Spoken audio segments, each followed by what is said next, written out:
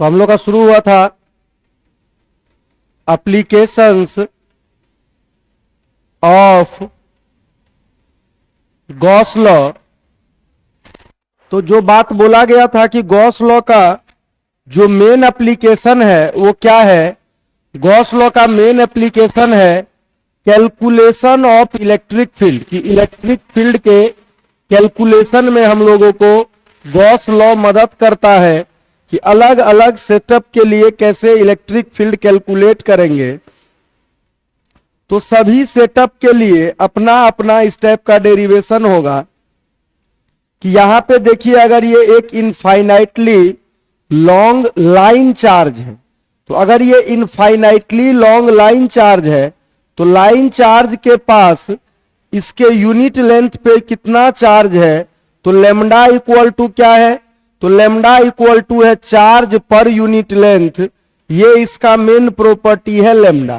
तो कोई अगर बोले कि भाई इससे अगर इस यूनिफॉर्म लाइन चार्ज से आर दूरी पे चले गए हैं तो जो इलेक्ट्रिक फील्ड यहां पे क्रिएट होता है वो lambda divided by 2 pi epsilon naught into are इसके बराबर होता है। क्या क्रिएट हुआ जो इलेक्ट्रिक फील्ड होता है उसका वैल्यू, कि lambda divided by 2 pi epsilon naught by r, ये इसका वैल्यू होता है। तो यहां से जो क्वेश्चंस आते हैं किस प्रकार से, वही से शुरू करते हैं। तो यहां पे देखिए क्या बोला जा रहा है इस क्वेश्चन में कि if two long infinite parallel line charges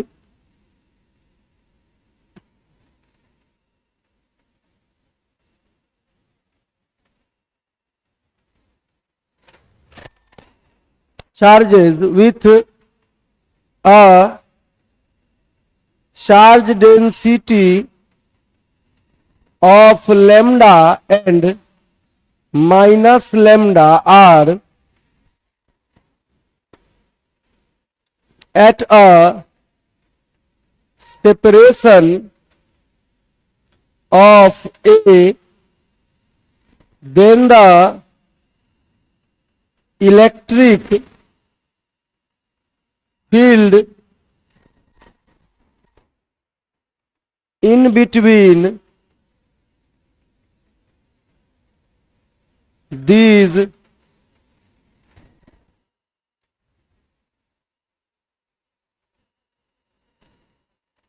line charges. तो यहां पे देखिए क्या बोला जा रहा है, यहां पे बोला जा रहा है कि दो लाइन चार्ज है। तो ये पहला वाला लाइन चार्ज है,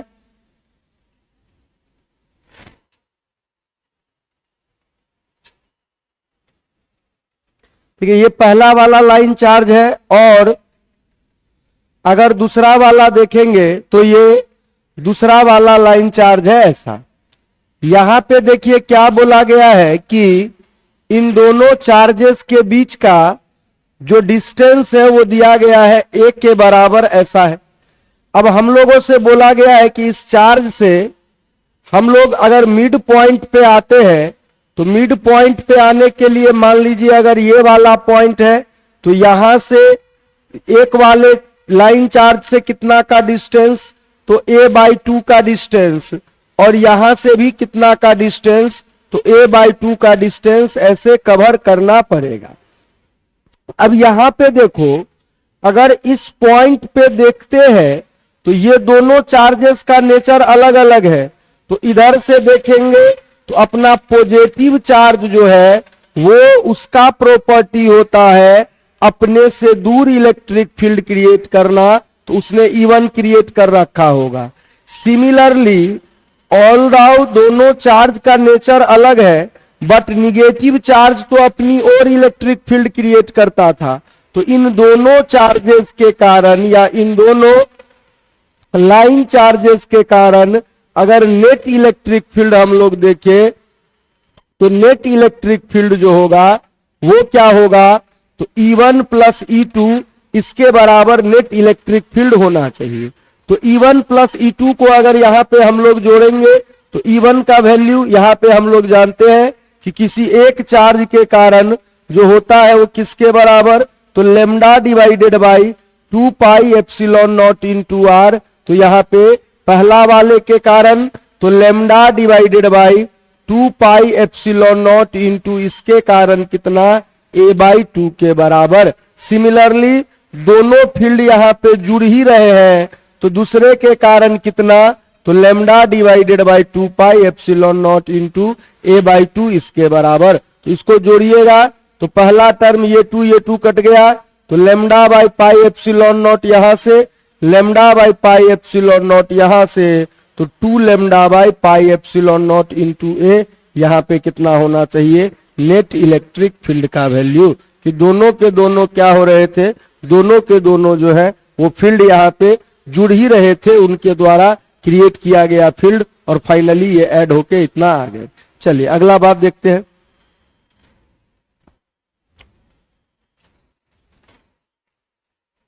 क्या बोला जा रहा है कि if 2 line charges with charge densities of lambda and 2 lambda are at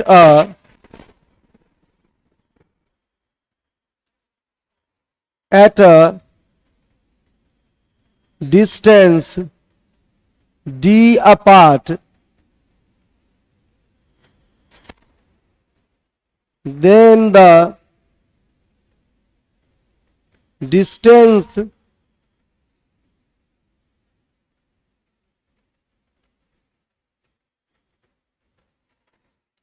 point from first charge where the electric field is going to be 0। कि देखिए यहां पे क्या बोला जा रहा है कि यहां पे बोला जा रहा है कि 2 लाइन चार्जेज हैं और इनके बीच का जो दूरी है तो ये लेमडा है, और दूसरा वाला जो लाइन चार्ज है इनके बीच का दूरी 2 लेमडा है, डी के बराबर दिया हुआ है। तो दोनों सेम नेचर का चार्ज है। देखिए अगर अलग अलग पॉइंट पे हम लोग देखना शुरू करें तो अपने पास अब की बार क्या है, 3 रीजन अवेलेबल है। तो 3 रीजन में अगर इस रीजन में देखेंगे तो देखिए इसको अगर 1 और इसको अगर 2 बोलते हैं तो इस रीजन में क्या होना चाहिए, इलेक्ट्रिक फील्ड ये पॉजिटिव है तो 1 के कारण क्या है, अपने से दूर, 2 के कारण क्या है, अपने से दूर। तो ये दोनों इलेक्ट्रिक फील्ड एक दूसरे को कभी कैंसल कर ही नहीं सकते हैं, ये दोनों तो हमेशा जुड़ने वाले इलेक्ट्रिक फील्ड हैं। सिमिलरली इस रीजन में आए तो 1 एक पॉजिटिव माने हैं तो उससे दूर, तो देखिए E1 ये ऐसा होगा। सिमिलरली 2 भी पॉजिटिव है, तो इन दोनों क्षेत्र में कभी जो है नेट इलेक्ट्रिक फील्ड का वैल्यू 0 हो ही नहीं सकता है। तो बात आया क्या कि इलेक्ट्रिक फील्ड का नेट वैल्यू कहां 0 हो सकता है, तो इन दोनों के बीच में जो पॉइंट है वहां पे आके इलेक्ट्रिक फील्ड देखते हैं 0 हो सकता है क्या। तो यहां पे आके अगर देखोगे तो 1 अपने से दूर तो E1 इधर की ओर और 2 अपने से दूर तो E2 उधर की ओर। तो यहां पे संभावना है कि ठीक उल्टा डायरेक्शन में है तो एक दूसरे के फील्ड को कैंसल कर सकते हैं। अगर यहां पे मान लीजिए हम लोग मानते हैं कि ये x दूरी पे जाके ऐसा होता है कि इससे x दूरी पे जाके क्या होता है कि E1 और E2 बराबर हो जाते हैं। तो E1 और E2 वैल्यू में बराबर हो जाए, डायरेक्शन तो उल्टा है ही। तो यहां से अगर इधर से देखें तो इधर से वो दूरी कितना के बराबर, d माइनस एक्स के बराबर होगा। तो यहां पे हम लोग जानते हैं कि पहले वाले के कारण तो lambda divided by 2 pi epsilon naught into R1, lambda divided by 2 pi epsilon naught into R2 ऐसा होना चाहिए। दूसरे वाले का जो चार्ज डेंसिटी है वो तो क्वेश्चन में बोला है ये लेमडा है और अगला 2 लेमडा है। ये देखिए ये सारा का सारा टर्म कैंसल हो गया। अब वैल्यू अगर पुट करेंगे तो पहले वाले चार्ज से दूरी कितना के बराबर, x के बराबर, ऊपर में 2 लेमडा था तो 2 बचा हुआ है, दूसरे वाले से दूरी कितना d माइनस एक्स के बराबर। इसको अगर सॉल्व करेंगे तो d माइनस एक्स का वैल्यू किसके बराबर, 2x के बराबर है। एक x और गया तो d equal to 3x, x equal to देखिए कितना के बराबर आया, d/3 के बराबर आया। कि इस चार्ज से अगर d/3 दूरी पे जाते हैं तो इलेक्ट्रिक फील्ड क्या होगा, इलेक्ट्रिक फील्ड का वैल्यू जो है वो 0 हो जाएगा। ये जितना क्रिएट करेगा वो भी उतना ही क्रिएट करेगा, दोनों का डायरेक्शन ठीक उल्टा होगा और दोनों फील्ड एक दूसरे को क्या करेगा, कैंसल कर देगा। इस प्रकार से चलिए अब अगला बात जो हम लोगों को देखना है वो है कि एप्लीकेशंस में ही देखने से पहले इलेक्ट्रिक फील्ड इनसाइड कंडक्टर्स की। देखिए अगर कोई कंडक्टर है तो कंडक्टर का क्या प्रॉपर्टी होता है कि जिसको हम लोग मेटल बोलते हैं, कंडक्टर बोलते हैं, इन लोगों के पास प्रॉपर्टी ये होता है कि नो इलेक्ट्रिक चार्ज, कि इनके अंदर no electric charge will reside inside conductor, कि इनसाइड कंडक्टर जो है वो कभी भी कोई भी चार्ज रह ही नहीं सकता है, कि कंडक्टर या मेटल अपने अंदर चार्ज को रख ही नहीं सकता है। Inside conductor all the charge, अगर कंडक्टर को बाहर से एडिशनल चार्ज दिया जाए तो all the charge is present, कहां पे, कौन से जगह पे, तो प्रेजेंट ऑन द क्या, on the surface of conductor, कि जो चार्ज होगा वो आपका कहां प्रेजेंट होगा, तो सरफेस ऑफ कंडक्टर प्रेजेंट होगा जो भी आप चार्ज देंगे। तो देखो ये कंडक्टर चाहे सॉलिड हो जाए चाहे तो हॉलो हो जाए, इस कंडक्टर के अंदर में कभी कोई चार्ज नहीं बैठ सकता। अगर आप इस कंडक्टर को क्या है, अगर मान लो यहां पे एक गॉसियन सरफेस बनाते हैं तो इसके अंदर में तो कोई चार्ज है ही नहीं, तो इसीलिए कंडक्टर के इनसाइड में जो इलेक्ट्रिक फील्ड होगा वो ऑलवेज 0 के बराबर ही होगा। इस स्टेटमेंट का अभी हम लोग अगला एप्लीकेशंस में आते हैं तो उसको यूज करते हैं। तो देखिए पहले हम लोगों को क्या पढ़ना है, पहले हम लोगों को पढ़ना है कि electric field due to non conducting sheet, कि अगर मान लीजिए नॉन कंडक्टिंग इनफाइनाइट शीट, कि मान लीजिए अगर हम लोग क्या करें, एक चार्ज को ले और उसको डिस्ट्रीब्यूट कर दे एक इनफाइनाइट लेंथ के शीट के ऊपर, फिर इस शीट के सामने में कि यहाँ पे देखिए चार्ज को क्या कर दिया गया है, डिस्ट्रीब्यूट कर दिया गया है, तो यहाँ का इलेक्ट्रिक फील्ड जो होगा वो sigma divided by 2 epsilon not इसके बराबर होगा। जहां की सिग्मा को क्या बोला जाता है, तो सिग्मा को बोला जाता है सरफेस चार्ज डेंसिटी, कि सरफेस चार्ज डेंसिटी जो है वही सिग्मा होता है। तो यहाँ का इलेक्ट्रिक फील्ड इतना का होगा। ऐसा इसलिए हो रहा है क्योंकि यहाँ पे बोला जाता है कि charge is present, charge is present only on one surface, कि केवल और केवल एक सरफेस पे क्या होगा, चार्ज प्रोड्यूस होगा। इसीलिए यहां डिवीजन में 2 का वैल्यू है। तो ये किसके लिए, ये हो गया आपका नॉन कंडक्टिंग इनफाइनाइट के लिए। अगला देखिए कि अगर इलेक्ट्रिक फील्ड निकालना चाहे किसके लिए, तो electric field due to conducting infinite sheet, कि कहीं पे कोई इनफाइनाइट लेंथ का सीट है और वो कंडक्टिंग है, वो मेटल का सीट है, तो यहां पे एक बेसिक बात बदल जाएगा। वो क्या है कि यहां पे एक बात बदल जाएगा कि देखिए अब की बार ऐसा हो ही नहीं सकता कि कंडक्टर के दुनिया में ऐसा हो ही नहीं सकता, अगर इस साइड में आप चार्ज दे रहे हो तो इस साइड में ऑटोमेटिकली चार्ज आ जाएगा, कि कंडक्टर जो है वो ऐसा हो ही नहीं सकता कि केवल और केवल एक ही चार्ज में साइड रखे, एक ही साइड में चार्ज रखे। तो यहां पे क्या बोला जाएगा कि चार्जेस आर प्रेजेंट क्या ऑन द बोथ साइड, कि चार्जेस प्रेजेंट है कहां पे, बोथ साइड ऑफ सीट, की ऐसा नहीं हो सकता कि कंडक्टिंग में ऐसा हो सकता है कि हो ही नहीं सकता कि सामने हो और पीछे ना हो, ऐसा नॉन कंडक्टिंग में ही होता है।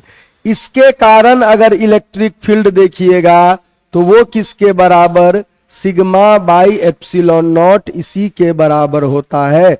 जहां की सिग्मा जो है हमेशा से जो हो रहा था, क्या हमेशा से जो हो रहा था सरफेस चार्ज डेंसिटी, उसी के बराबर क्या होगा, उसी के बराबर आपका सिग्मा का वैल्यू होगा।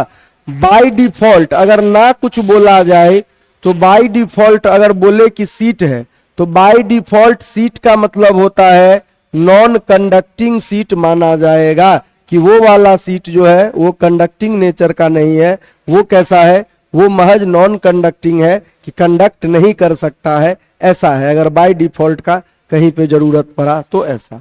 तो ये हम लोगों का दोनों टाइप का सीट के लिए था। चलिए क्वेश्चन करते हैं।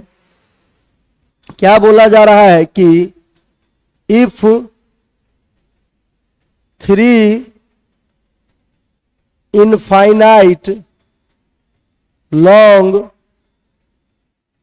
Charge sheet are present as shown, then the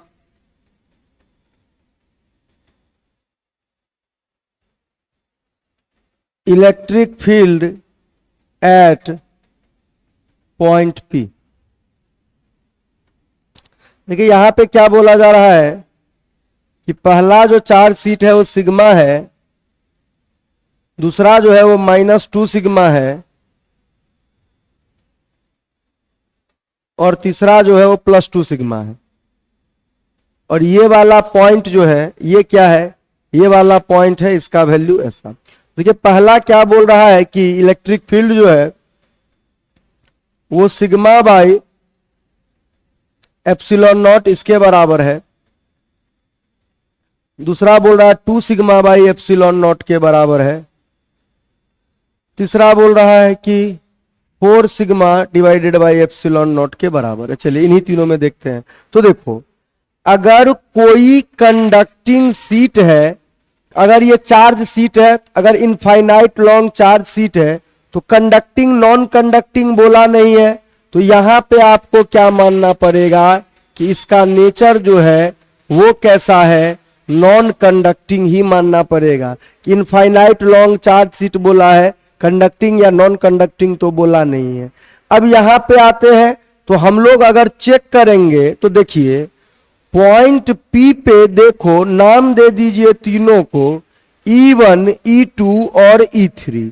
हम लोग जानते हैं कि अगर चार्ज डेंसिटी सिग्मा हो तो क्रिएट किया गया फील्ड जो है वो sigma divided by 2 epsilon not इसके बराबर। तो देखिए यहां पे ये सिग्मा बोला गया है, मान लीजिए पॉजिटिव माना जाएगा तो पॉजिटिव से दूर की ओर, तो अपने से दूर की ओर ये ऐसा फील्ड क्रिएट किया।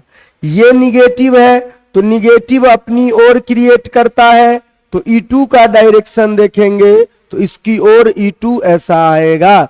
तीसरा क्या है, तीसरा को देखिए तो वो पॉजिटिव है तो वो अपने दूर इधर क्रिएट करेगा, तो तीनों फील्ड का डायरेक्शन हो गया कि पॉजिटिव अपने से दूर, ये निगेटिव है तो अपनी ओर, ये पॉजिटिव है तो ये पॉइंट पे आके सोचे तो इससे दूर किधर की ओर ऐसा होना चाहिए। E1 देखिए, E1 में surface charge density sigma divided by 2 epsilon not इसके बराबर। E2 को देखिएगा तो सरफेस चार्ज डेंसिटी तो 2 सिग्मा है, डायरेक्शन ऑलरेडी दिए हुए हैं, डिवाइडेड बाय 2 एप्सिलॉन नॉट। तो देखिए ये सिग्मा बाय एप्सिलॉन नॉट ये भी होना चाहिए। E3 को देखिएगा तो यहाँ पे देखिए यहाँ पे भी surface charge density 2 sigma divided by 2 epsilon not, यहाँ पे भी देखिए क्या होना चाहिए, सिग्मा बाय एप्सिलॉन नॉट। अब यहाँ पे अगर ई नेट निकालना होगा तो ई नेट के लिए क्या करना पड़ेगा, तो ई नेट के लिए E1 plus E2 plus E1 plus E2 ये दोनों एक डायरेक्शन वाले हैं तो जुड़ जाएंगे। इनका विरोध कौन कर रहा है, तो इनका विरोध देखिए E3 वाला कर रहा है। तो E1 है sigma bye 2 epsilon not, E2 है sigma by epsilon not and E3 क्या है, वो भी है सिग्मा बाय एप्सिलॉन नॉट। यहां से देखिए sigma by epsilon not, sigma by epsilon not cut गया तो ये कितना के बराबर बचा, तो sigma divided by 2 epsilon not इतना के बराबर नेट इलेक्ट्रिक फील्ड होगा। तो ये ऑप्शन डी इतना के बराबर होना चाहिए। तो यहाँ पे कुछ नहीं है, इलेक्ट्रिक फील्ड में सभी जगह इन्हीं बातों का ध्यान रखना है कि एक एक चार्ज जो है कितना का क्रिएट कर रहा है, किस डायरेक्शन में क्रिएट कर रहा है। जहां पे दो लोग एक डायरेक्शन में है ऐड कर दीजिए और अगले को सब्ट्रैक्ट कर दीजिए। तो ये कहानी था प्लेन सीट के वजह से कंडक्टिंग हो नॉन कंडक्टिंग हो तो वो लोग कितना का इलेक्ट्रिक फील्ड क्रिएट करते हैं उसकी वैल्यू। चलिए अगला जो बात हम लोगों को देखना है वो क्या देखना है कि electric field due to conducting and non conducting shell. Shell का मतलब क्या हुआ, तो सेल का मतलब हुआ देखिए हॉलो स्फेयर। तो हॉलो स्फेयर का क्या कहानी है कि अगर हॉलो स्फेयर को देखेंगे तो उसके कारण क्या होगा,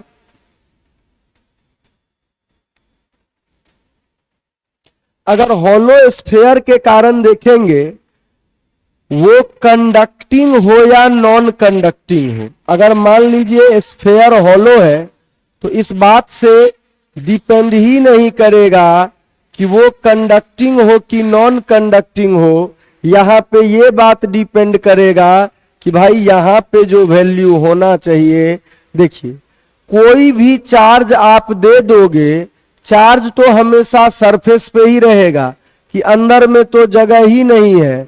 तो ऐसे क्वेश्चन में क्या होता है कि दो रीजन्स में आंसर किया जाता है। पहला क्या है, तो इनसाइड। तो देखिए इनसाइड में अगर देखा जाए तो सिंस ये हॉलो है तो इनसाइड में क्या होगा कि नो चार्जेस प्रेजेंट, कि चार्ज प्रेजेंट ही नहीं है। तो इनसाइड वाले पॉइंट पे जब तक आर क्या है, अगर मान लीजिए इसके रेडियस को आप कैपिटल आर बोलते हैं तो जब तक आर से बड़ा है कैपिटल आर, ऐसे सभी पॉइंट पे इलेक्ट्रिक फील्ड क्या होगा, जीरो के बराबर, कि अंदर में कोई इलेक्ट्रिक फील्ड एग्जिस्ट ही नहीं करेगा। दूसरा कैटेगरी का पॉइंट कौन सा हो सकता है, तो दूसरा कैटेगरी का पॉइंट हो सकता है आउटसाइड वाले पॉइंट। तो आउटसाइड वाले पॉइंट में देखिए यहां पे ऐसा लगता है कि एज इफ होल चार्ज, कि इसको याद करने का तरीका है, whole charge is present at centre, कि आपको देखने से ऐसा लगेगा जैसे कि पूरा का पूरा चार्ज सेंटर पे मौजूद हो। तो पहला बार में अंदर वाला पॉइंट और दूसरा बार में बाहर वाला पॉइंट।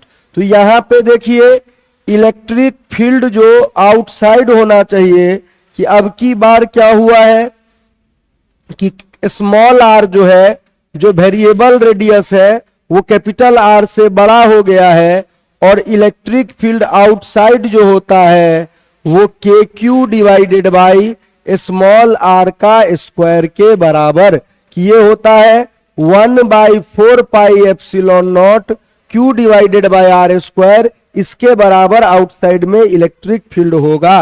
अगर इसको ग्राफ से समझना चाहते हैं तो देखिए, अंदर के सभी पॉइंट पे तो इलेक्ट्रिक फील्ड जीरो है, तो शुरुआत में इलेक्ट्रिक फील्ड क्या है, जीरो के बराबर। जैसे ही सरफेस पे आएंगे इलेक्ट्रिक फील्ड का जन्म होगा, और बाहर में देखिए electric field inversely proportional to radius का स्क्वायर है, तो इनवर्सली प्रोपोर्शनल का ऐसा होना चाहिए। तो बाहर वाले पॉइंट पे इलेक्ट्रिक फील्ड के क्यू बाई स्मॉल आर का स्क्वायर, अंदर वाले पॉइंट पे जीरो होता है अगर स्फेयर कैसा हो, हॉलो इन नेचर हो, जिसको कि अंदर में कोई जगह नहीं है चार्ज रखने का। अंदर में जीरो और बाहर में ऐसा लगता है जैसे पॉइंट चार्ज प्रेजेंट हो सेंटर पे, कि के क्यू बाई सेंटर से दूरी किसके बराबर है। अगला जो हम लोगों को देखना है वो है क्या, कि अगला देखना है इलेक्ट्रिक फील्ड क्या, तो electric field due to metal solid sphere, कि देखिए अब की बार जो स्फेयर है वो तो सॉलिड है, कि स्फेयर का जो नेचर है वो सॉलिड है। तो यहां पे देखो, लेकिन मेटल होने का मतलब, कंडक्टिंग होने का मतलब क्या होता है, तो कंडक्टिंग होने का मतलब होता है Q inside equal to zero के बराबर, कि इसके अंदर में तो कोई चार्ज रह ही नहीं सकता है, कि भले ही यहाँ पे क्या है, भले ही यहाँ पे आपका जो वैल्यू है क्या, भले ही यहाँ पे अगर आप देखें तो इलेक्ट्रिक फील्ड का यहाँ पे सॉलिड है, लेकिन देखिए अंदर में चार्ज रखने की कोई जगह ही नहीं है। तो फिर से वही बात हो जाएगा कि पहला वाला क्षेत्र कौन सा, तो इलेक्ट्रिक फील्ड इनसाइड, तो इलेक्ट्रिक फील्ड इनसाइड जो होना चाहिए वो जीरो के बराबर, कि इनसाइड वाले पॉइंट पे सिंस क्या है, सिंस Q इनसाइड जीरो के बराबर है। ये बात पहले भी बोला गया है ऐसे भी, कि कंडक्टर के अंदर में कोई इलेक्ट्रिक फील्ड नहीं हो सकता। तो ये इनसाइड वाला है। अगर आउटसाइड में जाएंगे तो आउटसाइड में आज भी वही होगा, एज इफ होल चार्ज, कि पूरा का पूरा चार्ज जो है वो कहां पे बैठा हुआ है, कि as if whole charge is present at centre, कि फिर से आपको लगेगा कि पूरा का पूरा चार्ज जो है वो कहां बैठा हुआ है, सेंटर पे ही बैठा हुआ है। तो यहां पे देखिए, अगर इलेक्ट्रिक फील्ड आउटसाइड निकालेंगे तो जैसे पहले होता था कि Q by are square 1/4πε0 Q divided by क्या, 1/4πε0 Q डिवाइडेड बाई किसके, आर स्क्वायर के बराबर ऐसा होगा। तो पहले जो तीन टाइप का आपका स्फेयर है, चाहे मेटल का कंडक्टिंग हो, मेटल का हॉलो हो, चाहे नॉन कंडक्टिंग का हो हॉलो, इन सब के लिए एक जैसा आया है कि या तो हॉलो हो, चाहे तो मेटल का हो या नॉन मेटल का हो। अगर सॉलिड हो, कच्चा हो, मेटल का हो, ये लोग एक परिवार में आते हैं। अब जो सबसे लास्ट है, जो सबसे अलग होता है, उसको क्या बोला जाता है, तो उसको बोला जाता है इलेक्ट्रिक फील्ड। किसके कारण, तो electric field due to solid non conducting sphere, कि हम लोगों को और इलेक्ट्रिक फील्ड किसके कारण बताना है, तो सॉलिड नॉन कंडक्टिंग स्फेयर के कारण इलेक्ट्रिक फील्ड बताना है। तो देखिए अब की बार क्या है कि ये मेटल तो है नहीं, कंडक्टर तो है नहीं, तो अगली अब की बार क्या होगा, इसमें स्कोप होगा कि ये अपने अंदर जो है कुछ चार्ज को क्या कर सकता है, रख सकता है। तो ये ऐसा केस है जिसमें देखिए चार्ज जो है वो स्फेयर के अंदर में भी प्रेजेंट होगा। कि यहाँ पे देखिए कि चार्ज कहाँ पे प्रेजेंट होना चाहिए, तो स्फेयर के इनसाइड भी प्रेजेंट होना चाहिए इस तरीके से। तो पहला बार अभी तक इतना केस लिया गया है, पहला बार ऐसा हुआ है कि चार्ज अंदर में भी प्रेजेंट है। तो यहाँ पे पहला फॉर्मूला होना चाहिए इनसाइड के लिए। तो अब की बार जो इनसाइड का फॉर्मूला है दैट इज आर अभी छोटा है क्या सरफेस वाले रेडियस से, कि अगर इनसाइड वाले पॉइंट पे है 1 वाले पे, तो यहां पे देखिए इलेक्ट्रिक फील्ड जो होता है 1/4 pi epsilon naught Q by are cube into r square इसके बराबर होता है क्या, आर स्क्वायर नहीं सॉरी केवल आर होना चाहिए, यहाँ पे स्मॉल आर ये ऐसा। तो पहला बार ऐसा हुआ है जब इलेक्ट्रिक फील्ड का अंदर में कुछ वैल्यू है और वो किस पे डिपेंड करता है कि सेंटर से आप कितना दूर गए हो उसके ऊपर। दूसरा वाला पॉइंट क्या है, आउटसाइड। आउटसाइड में देखिए कोई समस्या नहीं है, आउटसाइड के लिए जैसे पहले होता था वैसा ही अभी भी होगा क्या, as if the whole charge present at centre, कि अगर बाहर वाले पॉइंट के लिए देखिए तो बाहर वाले के लिए क्या है, जैसा पहले होता था वैसा ही अभी भी हो रहा है कि बाहर वाले पॉइंट पे देखिएगा तो इलेक्ट्रिक फील्ड ई का वैल्यू किसके बराबर 1/4 pi epsilon naught Q divided by are square इसके बराबर होना चाहिए इलेक्ट्रिक फील्ड का वैल्यू, चाहे इनसाइड चाहे आउटसाइड आप देखें तो ऐसा। अगर तीसरा बात है सरफेस पे, तो सरफेस पे क्या है, small R equal to capital R put कर दीजिए दोनों में से किसी भी फॉर्मूला में, तो इलेक्ट्रिक फील्ड ऑन सरफेस जो होना चाहिए 1/4 pi epsilon naught Q by are square इसके बराबर। तो अगर बाहर वाला पे निकालना है या अंदर वाले पे निकालना है आपको चेक करना है और इलेक्ट्रिक फील्ड का वैल्यू इस तरीके से निकाला जा सकता है। चलिए अगला क्वेश्चन किया जाए इसी आधार पे।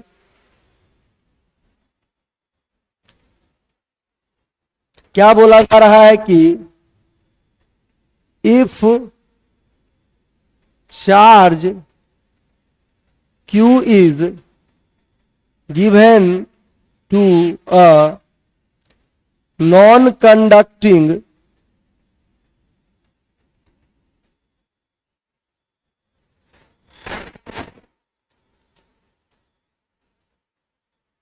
sphere of radius r, then the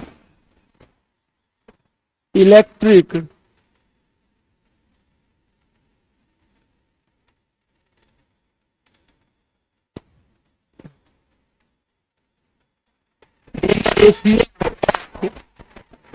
electric field at distance r/2 and 2r from the center। चलिए यहां पे देखिए क्या बोला जा रहा है कि देखो अगर इस तरीके का कोई नॉन कंडक्टिंग स्फेयर को चार्ज दिया जाएगा तो नॉन कंडक्टिंग स्फेयर का अपना एक नेचर है कि वो सभी चार्ज को क्या करेगा, अपना थ्रो आउट द वॉल्यूम बांट देगा। देखिए आपसे क्या बोला गया है कि पहला केस में इलेक्ट्रिक फील्ड निकालना है और small r equal to r/2 है। तो स्मॉल r इक्वल टू अगर r/2 है तो यहां पे क्या माना जाएगा, यहां पे माना जाएगा कि ये वाला पॉइंट कौन सा है, तो ये वाला पॉइंट अभी इनसाइड वाला पॉइंट है कि अभी हम लोग अंदर में ही हैं। तो इलेक्ट्रिक फील्ड जो इनसाइड वाला पॉइंट था उसके लिए किसके बराबर था, तो 1/4 pi epsilon naught Q by are cube into are इसके बराबर अंदर वाले पॉइंट के लिए था। तो यहां पे अगर अंदर वाले पॉइंट के लिए पुट कीजिएगा तो 1/4 pi epsilon naught Q by are cube into इसका वैल्यू जो होना चाहिए वो r/2 के बराबर ऐसा होना चाहिए। पुट कर दिया गया, एक r से एक r कट गया, नीचे में r² बचा। इलेक्ट्रिक फील्ड इनसाइड देखिए 8πε0 Q डिवाइडेड बाय r², ऐसा होना चाहिए। तो ये पॉइंट 1 पे है। अब पॉइंट 2 को अगर देखोगे तो point 2 is at what distance, तो पॉइंट इसके बारे में बोला जा रहा है कि 2r के बराबर है। तो ये वाला पॉइंट को कहां माना जाएगा, तो ये वाले पॉइंट को आउटसाइड माना जाएगा। तो इलेक्ट्रिक फील्ड जो आउटसाइड होता है वो किसके बराबर, तो सिंपली KQ बाय r² इसके बराबर। तो KQ बाय r² अगर करेंगे तो 1/4 pi ε0 Q divided by 2r का स्क्वायर। तो 2r का स्क्वायर का मतलब क्या हुआ कि ये 4r² हो जाएगा अगर 2r का स्क्वायर करेंगे। तो यहां से देखिए 1/4 इंटू 4 कितना हो जाएगा 16, तो 16πε0 Q बाई r² इसके बराबर। तो दोनों ही जगह इलेक्ट्रिक फील्ड निकल चुका है। अब अगर रेशियो निकालना चाहते हैं तो E in divided by E out, तो वहां पे देखिए 1/8πε0 Q बाई r² वहां हुआ है। यहां पे देखिएगा तो 1/16πε0 Q बाई r², बाकी सब कटने वाला है। E inside by E outside अगर यहां पे कीजिएगा देखिए 16 ऊपर जाएगा 8 नीचे आएगा, रेशियो किसके बराबर आ गया, रेशियो 2 के बराबर आ गया। तो ऐसे आपको इलेक्ट्रिक फील्ड का अगर ये पूछे कहां पे कितना वैल्यू होगा, क्या रेशियो होगा, ये सब भी बता सकते हैं। किससे, ये जो फॉर्मूला सब था, अलग अलग सिस्टम के लिए अलग अलग क्या इलेक्ट्रिक फील्ड का वैल्यू उसको निकाल।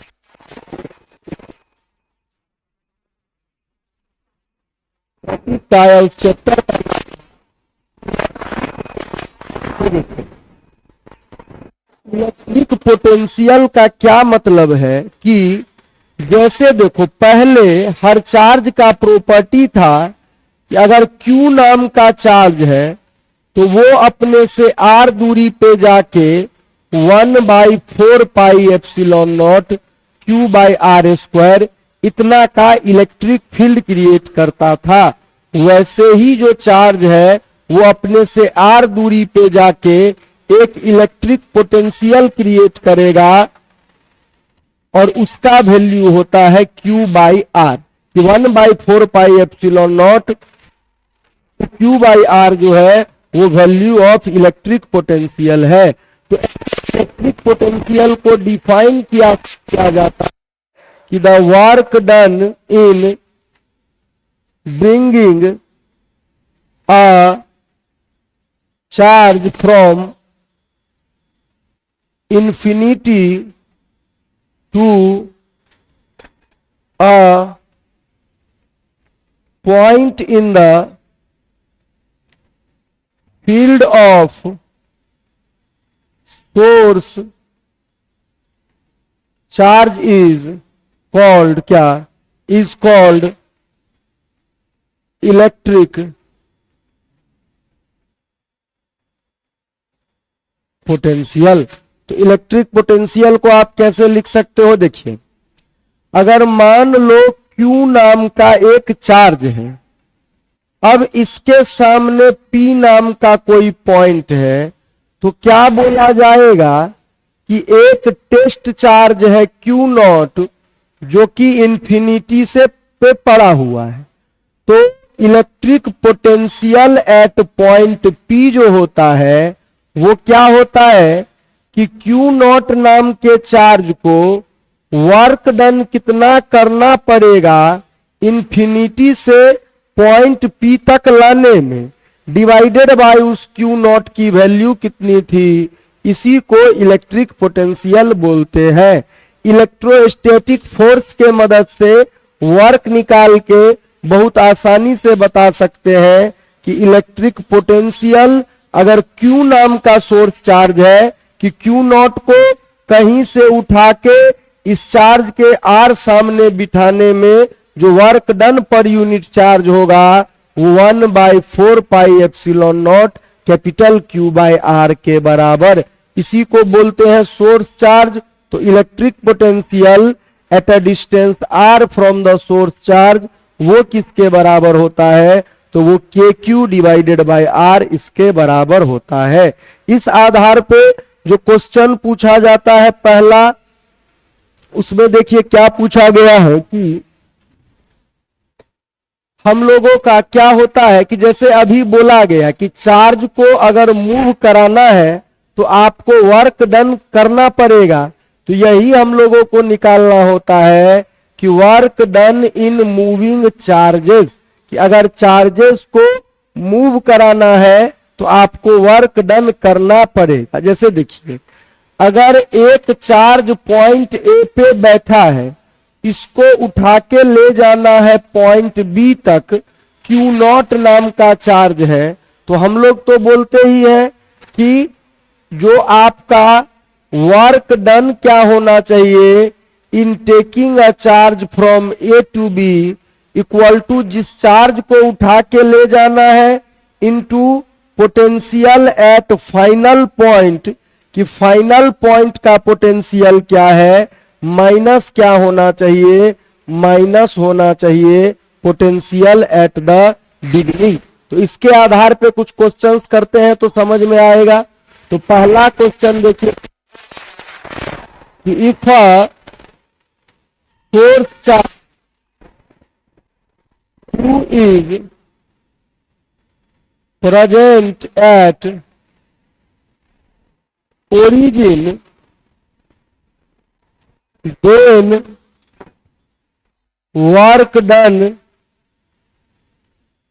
in moving a charge Q naught from a point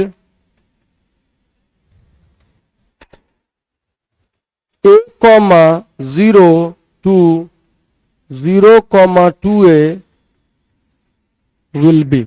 चलिए देखते हैं क्या बोला जा रहा है। देखिए यहां पे बोला जा रहा है कि हमको वर्क डन निकालना है, कुछ कोऑर्डिनेट्स दिया हुआ है।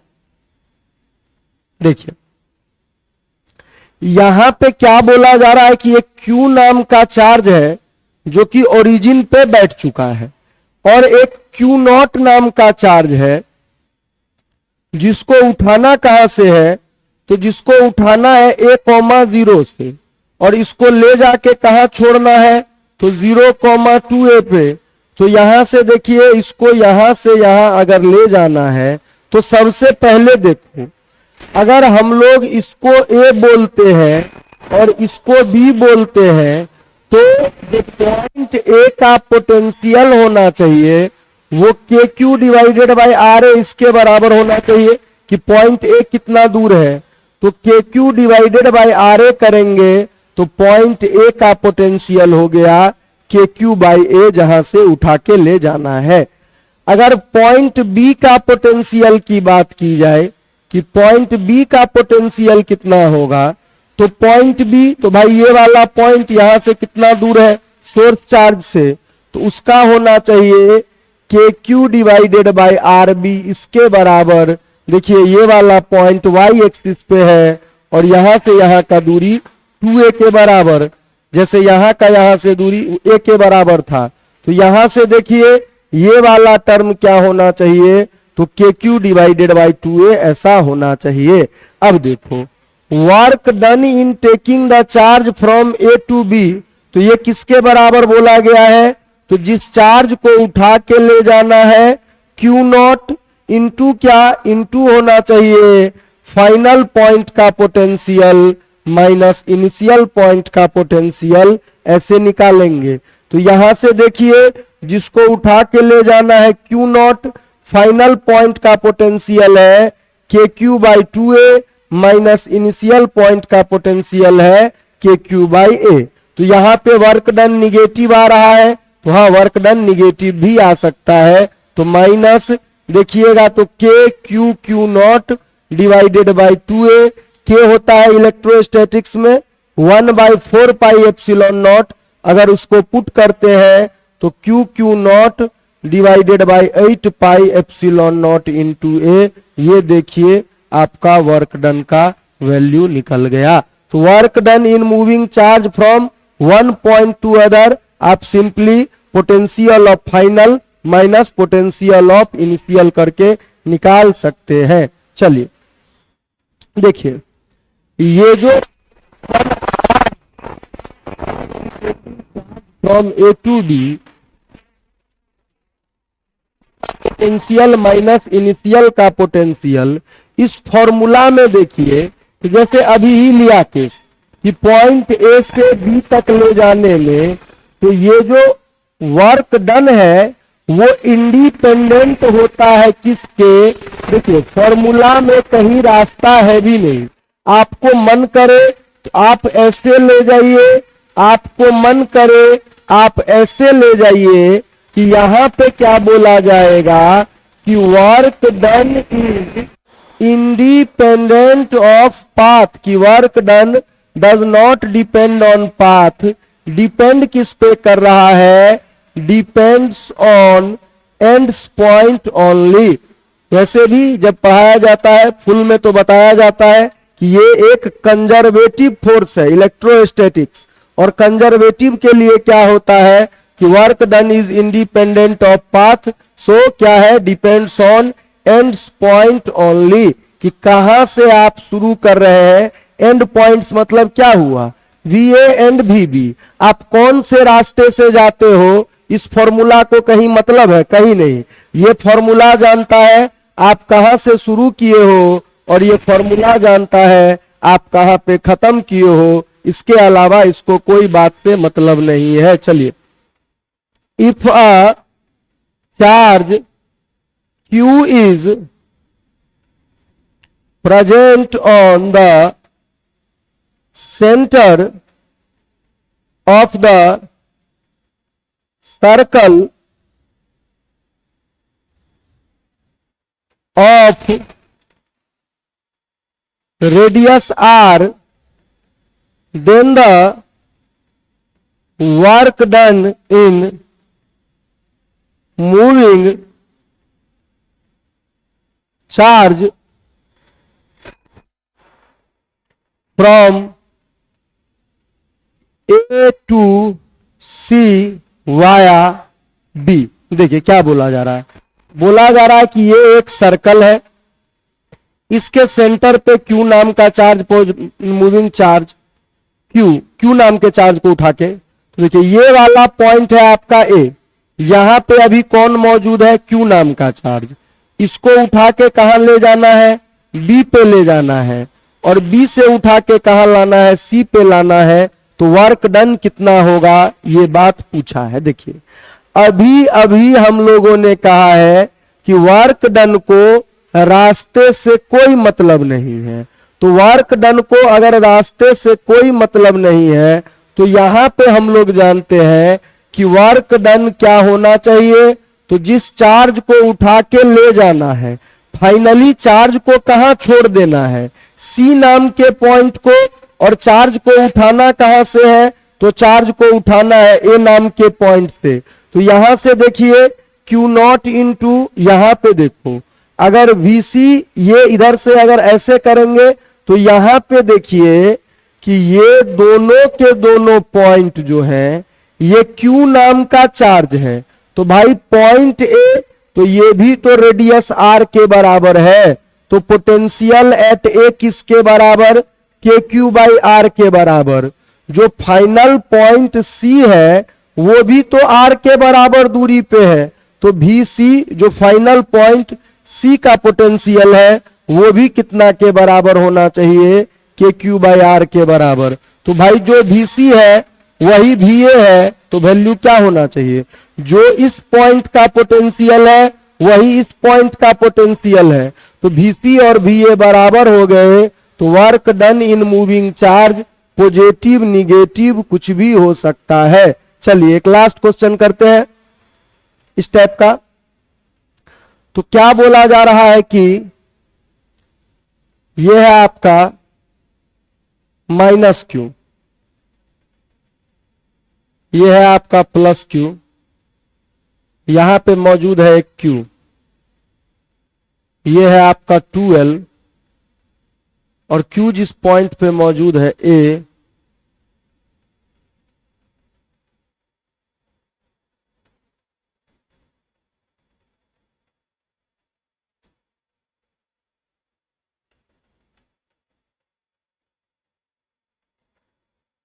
B C. क्या पूछ रहा है कि the work done in moving Q from A to C via A B C. देखिए यहां पे क्या बोला जा रहा है, तो इस क्वेश्चन में देखिए, तो देखो अब की बार दो दो चार्जेस प्रेजेंट हैं, ठीक है। ये पॉइंट ए से उठा के अगर सी पे ले जाना है, क्यू को ले जाना है, तो work done in moving from A to C, वैसे भी रास्ते से कोई मतलब नहीं है और रास्ता कंफ्यूज करने के लिए दिया है। Q not into potential at final point, तो फाइनल पॉइंट सी है, तो potential at final point minus potential at initial point, ये भी एल के बराबर दिया हुआ।